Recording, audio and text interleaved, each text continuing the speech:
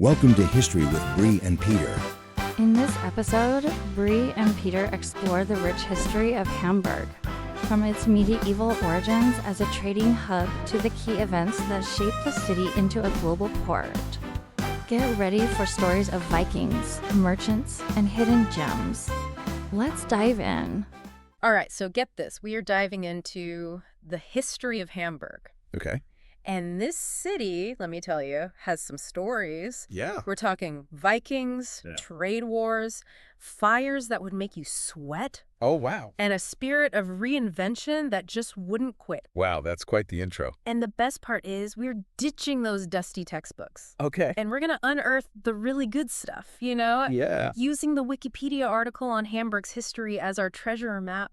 I like it. It's cool how this deep dive highlights how history is not just dates and names, though, Right. It's a living, breathing thing. Yeah. Like your source material actually shows how new discoveries can totally rewrite what we thought we knew about the past. It's true, yeah. Yeah. So, okay, imagine this. Okay. It's the 9th century. Perched on the banks of the Elbe River Okay. is the Hammerburg, Mm-hmm. this imposing wooden fortress. Okay. That was basically Hamburg's version of Fort Knox back in the day. They're Fort Knox. I like that, yeah. And you got to remember, this wasn't just any random spot. Right. The Hammerburg was smack dab in the middle of all the action, right on that crucial trade route, the Ochsenweg, Right, yeah. which, that was like the I-95 of its time, connecting Scandinavia all the way down to the rest of Europe. It's true. So you can see how this location really set the stage for Hamburg to become a trading powerhouse. Exactly. Yeah. But here's where things get a little wild. Okay. Because for ages, historians thought there were multiple Hammerburgs.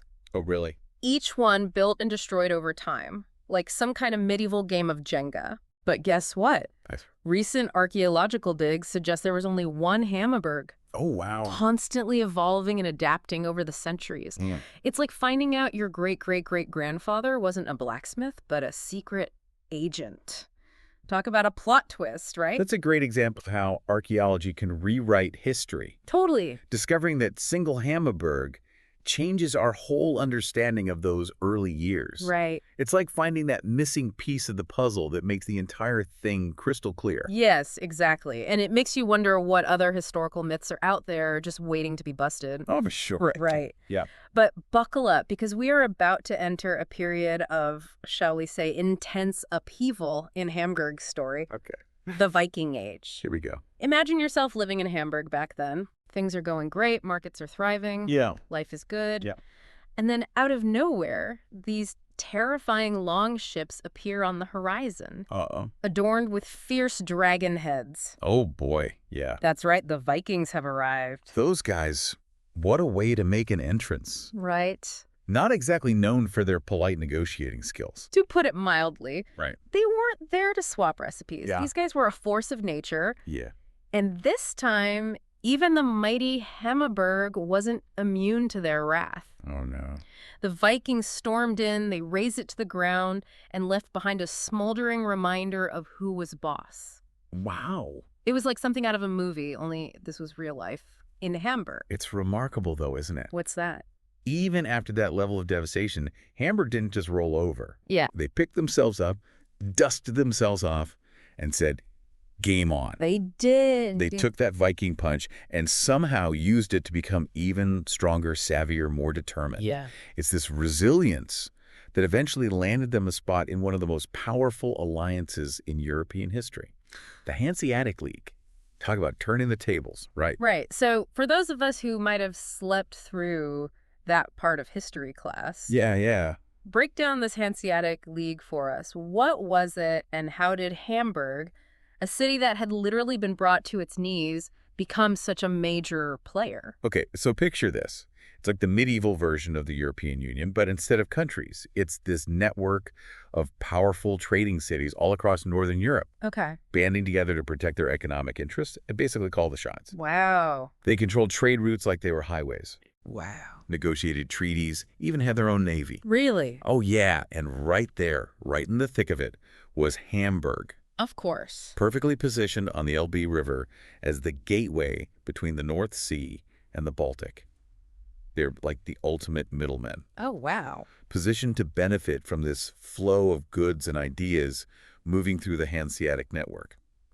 This was a defining era for them, one where they solidified their place on the world stage, not through brute force, but through sheer economic savvy and strategic alliances. Wow. Pretty impressive, right? That's kind of mind-blowing when you think about it. Yeah. They were dealt a pretty rough hand, but they played it like a poker champion. They did. They did. And speaking of power moves, they really cemented their autonomy with this document called the Ordeal Book. The Ordeal Book. Yeah, in 1270. Now, I'll admit, when I first heard that name, I thought it was some kind of medieval cookbook or something. The Ordeal Book. Yeah. But it turns out it was something far more impactful. Oh, I bet. So the Ordeal Book, that was revolutionary for its time. Yeah. It wasn't just some dusty old document. It was Hamburg's Declaration of Independence. Wow. This incredibly sophisticated legal code. It outlined all of their rights and laws, completely separate from any rulers who might try to, boss them around. Right. It essentially gave them the freedom to forge their own path. And it really speaks volumes about their independent spirit. Imagine just having the guts to basically say to the rest of the world, we're doing things our own way. Thank you very much. They were basically the rebellious teenager of medieval Europe. Right. Except they actually backed it up with, economic power. They did. And political maneuvering. And they kept on forging their own path, even when disaster struck yet again. Oh, no, not again. In 1284, with another devastating fire. This one was so bad, it practically wiped the city off the map. Oh, my gosh. You'd think that would be the final straw. Right. But I'm starting to sense a pattern here. Yeah. They had this uncanny knack for turning setbacks into opportunities. It's true. You're Yeah. catching on. It's Right. like they had this inner fire that burned even brighter in the face of adversity. Right. And that brings us to a time when the rest of Europe was knee-deep in chaos. Okay. But Hamburg was just out there thriving. Oh, wow. We were talking about the 30 Years' War. Right. That massive conflict that consumed Europe in the 17th century. Yeah, that one wasn't exactly a walk in the park for most cities. No, well, But Hamburg seemed to come out of it relatively unscathed. relatively. What was their secret? Right. Did they have some kind of medieval force field protecting them? It wasn't magic, Right. although it can seem that way sometimes. Yeah. It was that classic combo of strategic brilliance, a dash of luck, and a whole lot of guts. Right. Remember how the Ordeal Book gave them control over their own affairs? Right. Well, that included deciding when to stay out of other people's fights. Smart.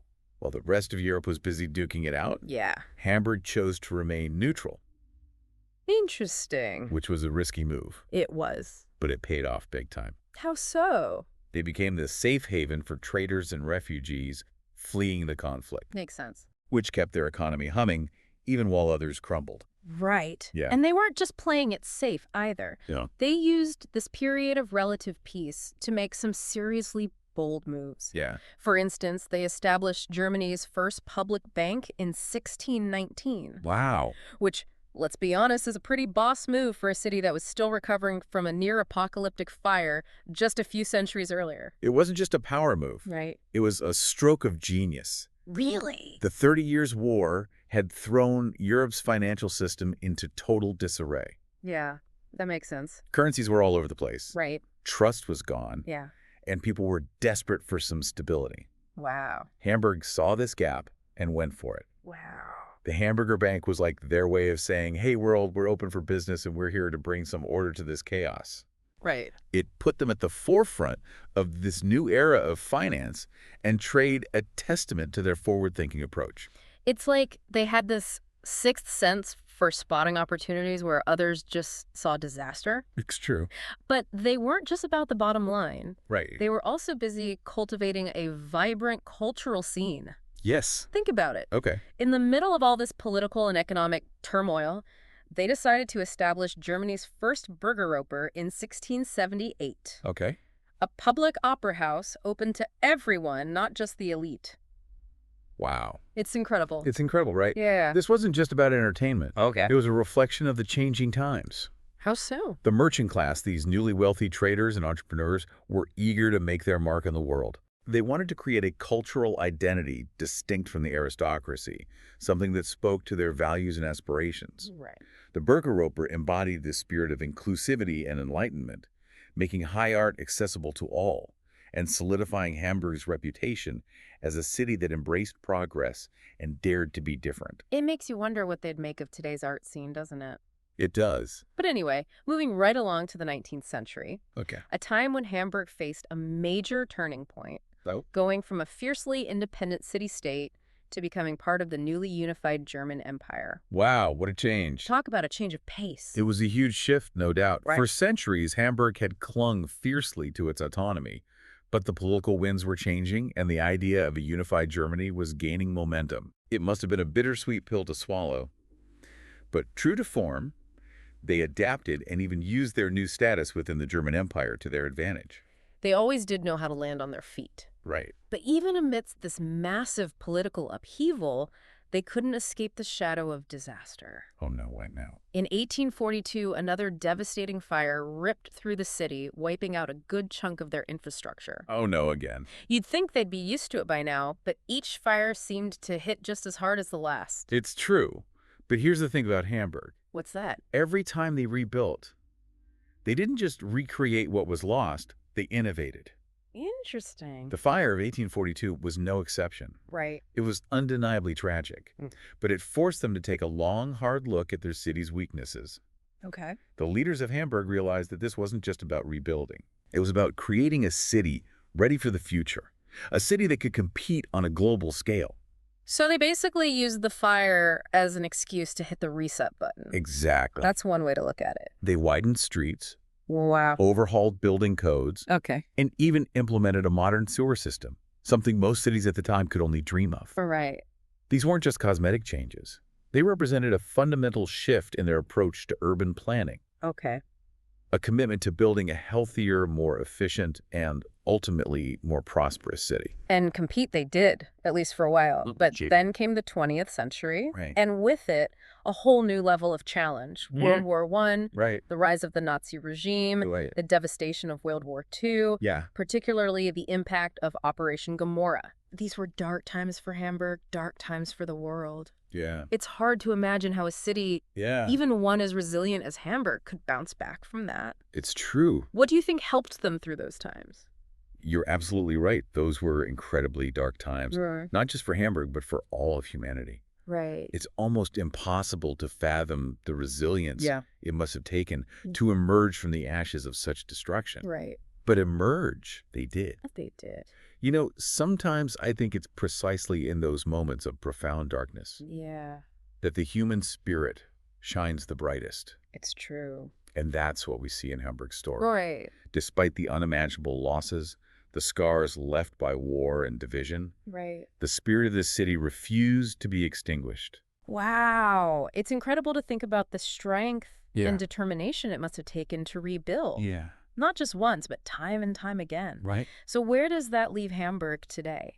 Well, today, Hamburg stands as a testament to the power of reinvention. Okay. A vibrant, cosmopolitan hub that has managed to weave together its complex past Right. and its forward-looking vision. Yeah. It's a global city, a center for trade, culture, and innovation, Right. a place that seems to embrace change as just another chapter in its ongoing story. Yeah, it's really cool. I think what's most striking about Hamburg today Yeah. is how they've managed to acknowledge their past, Right. even the darkest chapters, without letting it define them. Yeah, it really makes you think about the idea of resilience on a whole new level. To tell you, We started this deep dive wanting to uncover the history of Hamburg. right. And we certainly found that. Yeah. But we also unearthed something much deeper, wouldn't you say? Absolutely. We've explored a story that's both unique to this one city Right. and universal in its message about the human capacity not just to survive, Right. but to thrive in the face of extraordinary challenges. Yeah,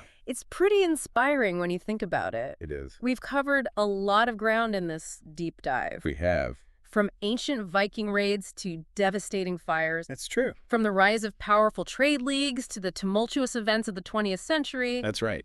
What stands out most to you from everything we've discussed? Oh, wow. What's the one thing you think people should remember about Hamburg's incredible journey?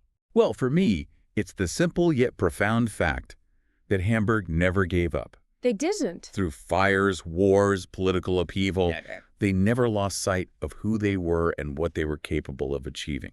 Amazing. They embraced their setbacks, learned from their mistakes, Right. and consistently found a way to turn adversity into opportunity. Wow. That, I think, is the most valuable lesson we can glean from Hamburg's incredible story. If you had to sum up Hamburg in one word, Oh, gosh. what would it be? Unbreakable. I love it. Hamburg, the unbreakable city. There you go. And for our listeners who, like me, are now completely captivated by this city's story, I encourage you to keep digging. Yes. Dive into the details of their iconic architecture. Yeah.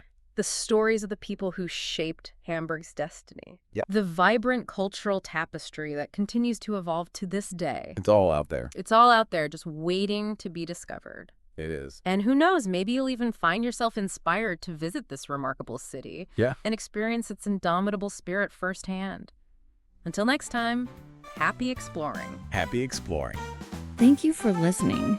If you love history, don't forget to subscribe to History with Bree and Peter on YouTube.